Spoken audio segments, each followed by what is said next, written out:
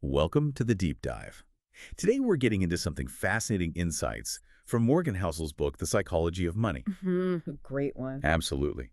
And our mission here is to really explore how our own behavior, our emotions, our mindset, how these things actually shape our financial future, much more than, complex spreadsheets or fancy strategies. Right, because money isn't just numbers, is it? Not at all. Yeah. It's all tangled up with our feelings, fear, ego, how we think about risk, luck, Mm. even envy plays a part. And understanding those human elements, that's really the key, isn't it? It's like Housel gives us a shortcut to being properly informed about how money really works in our lives. It's about those invisible currents you mentioned before we started. Really powerful. Exactly. They steer us more than we think. Okay, so to help navigate this, we've pulled out 10 core lessons from the book. Ready to jump in? Let's do it.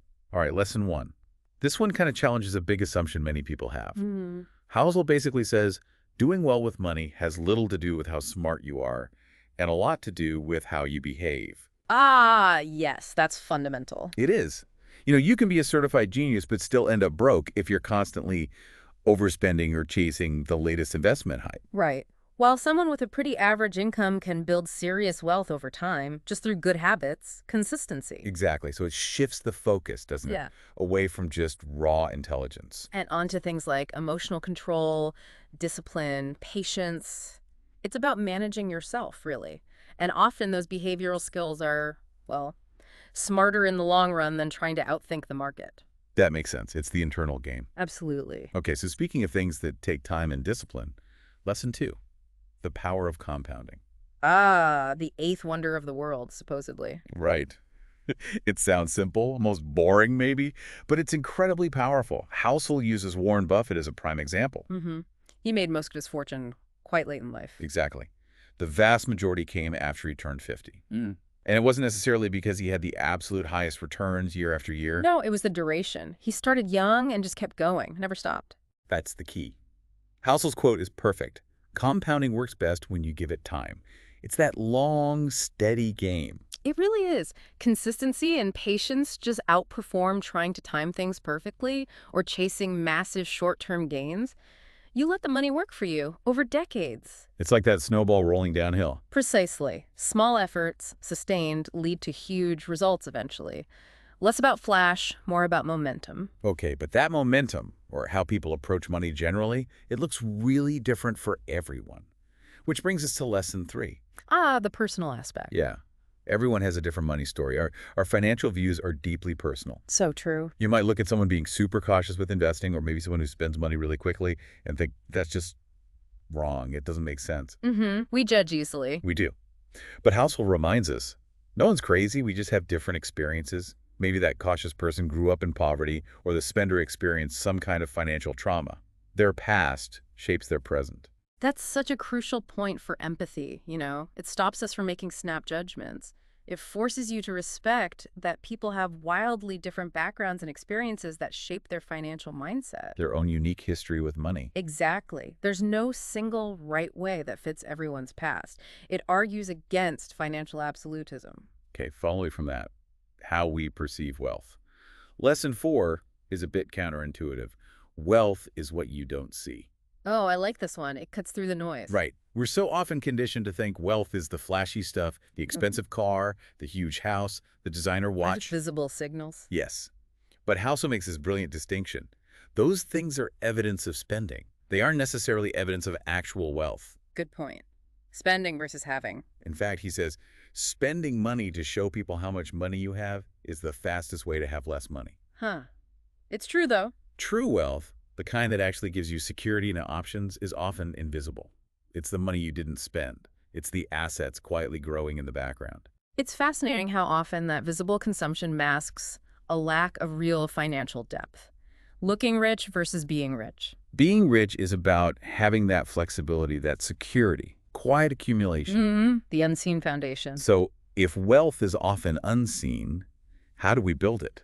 Especially if we don't have some grand goal right now. That leads to lesson 5, which feels freeing. Yeah. Save money even if you don't have a reason yet. Saving for the sake of saving. Exactly. It sounds odd maybe because we're often told to save for something specific like a house deposit or a car. Right. Goal-oriented saving. But Housel argues savings without a spending goal gives you options, and options give you freedom. Life is unpredictable, right? Absolutely. Curveballs are guaranteed. So having savings protects you.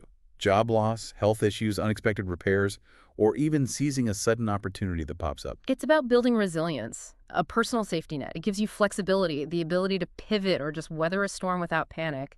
It's building optionality for your future self. Optionality. I like that.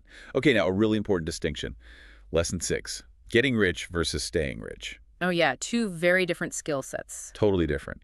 Getting rich might involve taking big risks, being bold, maybe catching a lucky break, High growth, maybe higher risks. but staying rich. That often requires almost the opposite. Humility, a bit of healthy fear, respecting that things can go wrong. A preservation mindset kicks in. Exactly. Howells nails it. There are a million ways to get wealthy, but only one way to stay wealthy. Some combination of frugality and paranoia. Paranoia might sound strong, but it means not taking survival for granted. Understanding that wealth can disappear. Right. It's a psychological shift. Right. The confidence that helped you build wealth could actually sink you if you don't adapt once you have something to lose. You have to shift gears from pure accumulation to protecting what you've built, more caution, more grounding. And part of that caution, part of staying rich, involves knowing. Well, knowing when enough is enough. Lesson 7. The big one. Enough is the most powerful word in finance. This one really resonates. It's tough in our culture. It is. The quote captures it perfectly. Yeah. The hardest financial skill is getting the goalpost to stop moving. Always chasing more, more, more. Without defining what more is actually for. Right. And that endless pursuit, never feeling like you have enough, can lead to taking stupid risks. Even billionaires have blown up because they just couldn't stop pushing. They lost sight of the enough point. So how do you define it? It's not just a number. No, it's deeper. It's personal. It's about understanding what genuinely provides security, comfort, the life you actually want. Knowing that point and honoring it is maybe the most critical financial skill. It stops the self-sabotage of endless striving. Defining your own finish line. Instead of chasing one that keeps moving. Okay, so related to risk and not pushing too far. Yeah. Lesson 8, luck and risk are twins. Ah, the humbling perspective. Totally. It's so easy to look at someone successful and say, wow, pure genius, amazing decisions. Or AC failure and think, well, they just made bad choices. Exactly. But Housel cautions, be careful who you praise and who you admire. Luck and risk often look like talent. Success isn't usually just skill. There's often luck, timing, being in the right place at the right time. And failure isn't always bad decisions either. Sometimes it's just sheer bad luck, a risk that didn't pay off even if it was It calculated. encourages humility, doesn't it? A more nuanced view. It really does. It stops us from oversimplifying outcomes and acknowledges the huge role external factors play. Prevents us from thinking success is all down to the individual or failure is all their fault. Intellectual honesty. I like that. Yeah. So if luck plays a role and wealth is often unseen and we need to know enough, what's the real point of striving financially? Lesson 9 brings it home.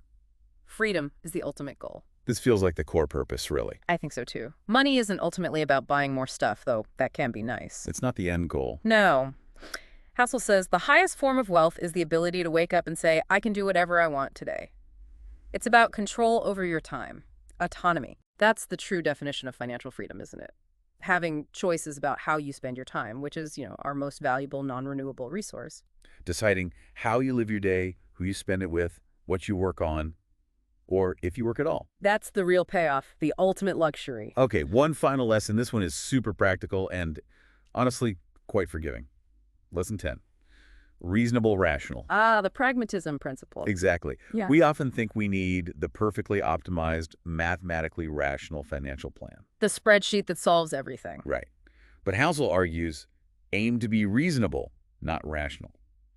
Sticking consistently to a pretty good, reasonable plan is way more effective than having a theoretically perfect plan that's too complex or rigid to actually follow. Because life gets in the way of perfect plans. Always. So consistency with a good enough approach beats perfection that you abandon after a month. It's about acknowledging we're human. We make mistakes. Things change. A reasonable plan has buffers. It allows for life. It's about what works in the real world over the long haul, not just on paper. Imperfect action beats perfect inaction. That feels like a great place to wrap up the lessons. The psychology of money. It's really not just a finance book you read once. No, it's more like a manual for understanding yourself around money. Yeah, a framework for thinking about your own behavior.